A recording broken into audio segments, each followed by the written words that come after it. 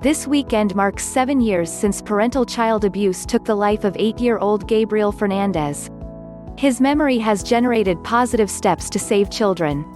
They can't fight for themselves, they can't speak out for themselves, said Deputy District Attorney John Hatami.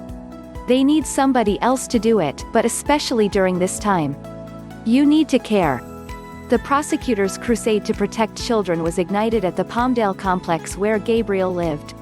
7 years later, the boy's story has traveled worldwide, and mourners have had questions. As far as Canada, they come. Car loads.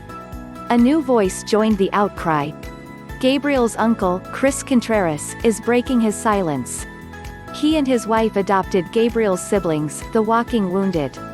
Something brings it back in, Contreras said. It's all those emotions are there. It is not any easier.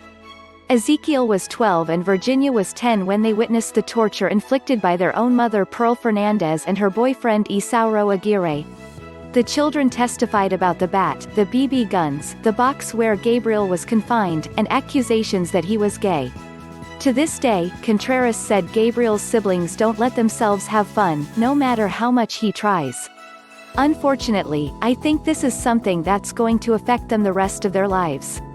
One way or another, Contreras said. For him, it's personal. He takes aim at the Department of Children and Family Services. What they did is almost as bad as what Pearl and Isauro did, he said.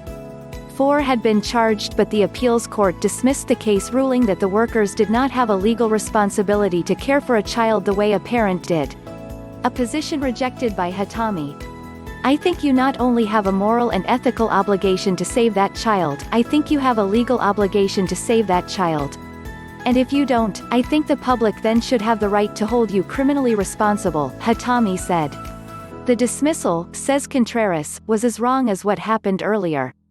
Aguirre was sentenced to death. But California's governor, citing his personal sense of morality, suspended all executions for as long as he's in office. Contreras said Aguirre deserves no mercy, and he said evidence backs him up. I would show everybody that picture of Gabriel in the hospital. Because no matter how many times I saw Gabriel smile, when I think of Gabriel now, I picture him in that hospital bed, not waking up. Gabriel's memory in the household is so painful, they avoid it. But Contreras said a door opened recently. The couple watched the Netflix documentary, The Trials of Gabriel Fernandez. The series originally had included the Contreras family, but to allow more time for healing, Contreras requested that their part be taken out. He saw how it opened minds and hearts. Contreras received support he never imagined. I can't tell you how many people I've spoken to that have chosen a career path in social services because they say they want to make a difference, Contreras said. How many people have named their children after Gabriel? My 5-year-old son's middle name is Gabriel. And there's momentum for Gabriel's Law. It would give an officer on an abuse call a way to quickly check for DCFS history and alert the caseworker. The proposal is pushed by Gabriel's cousin Emily Carranza, who pins blame on Gabriel's social workers. They had the upper hand, I honestly believe, to remove him and save him. But they didn't, said Carranza. The head of DCFS says since Gabriel's death, the system has been overhauled. We have added thousands of caseworkers, which have increased the capability of us to be able to work very closely with families, said Bobby Cagle, director of the Los Angeles County Department of Children and Family Services.